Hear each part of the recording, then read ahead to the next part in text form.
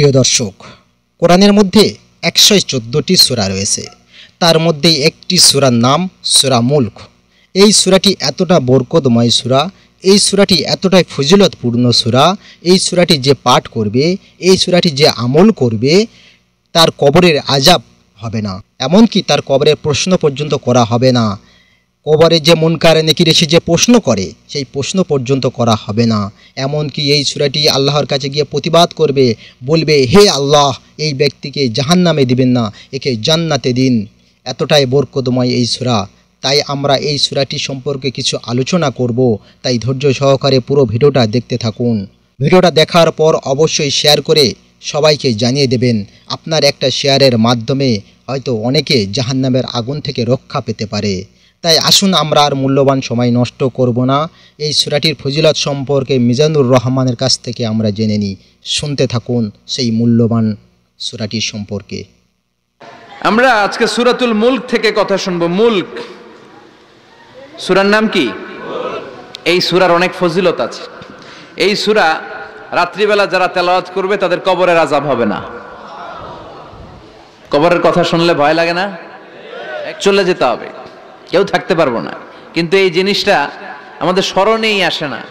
এত ব্যস্ততা, এত মায়া জাল, এত মায়ার জালে আমরা আটকে আছি।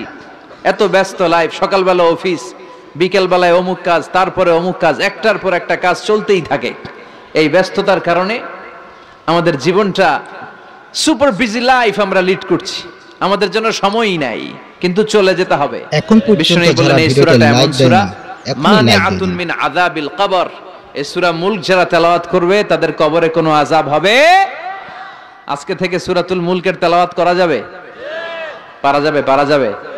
আসেন না নিজেদেরকে একটু পরিবর্তন করি, আসেন না নিজেদের আমলের ঝুলিতে আরো কিছু বাড়াই, নিজেদের আমলগুলোকে সুন্দর করি, নিজেদেরকে আরেকটু পরিচ্ছন্ন করি। প্রতিদিন রাতে সূরাতুল মুলক তেলাওয়াত করবেন ইনশাআল্লাহ। কইতে পারলেন না? 2 নম্বর ফজিলত শাফাআত লি সাহিবিহা। এই সূরা যারা তেলাওয়াত করবে, এই সূরা তেলাওয়াতকারীর জন্য আল্লাহর কাছে সুপারিশ করবে। 3 নম্বর ফজিলত খাসামাত আন সাহিবিহা। এই সূরাটা কিয়ামতের দিন এই সূরার তেলাওয়াতকারীর পক্ষে আল্লাহর সাথে তর্ক করবে, ডিবেট করবে। কতক্ষণ? হাত্তা আদখালাহুল্লাহুল জান্নাহ, যতক্ষণ না আল্লাহ তাআলা এই লোকটাকে জান্নাতি বলে ঘোষণা না দেয়। আল্লাহ যতক্ষণ অ্যানাউন্স করবে he is from paradise, he will enter the paradise, আমার এই বান্দা জান্নাতে ঢুকবে, এই সার্টিফিকেট দেওয়ার আগ পর্যন্ত এই সূরা সামনে দাঁড়ায় আল্লাহর সাথে তর্ক করতেই থাকবে। আবার বিশ্বনবী বলেন, মান ক্বারা বিহা ফি লাইলাতিন ফাকাদ আকফারা ওয়া আতাবা। রাত্রি বেলায় যেই ব্যক্তি এই সূরাটা তেলাওয়াত করবে তার রাত্রিটারে বরকতময় করে দিবে কে?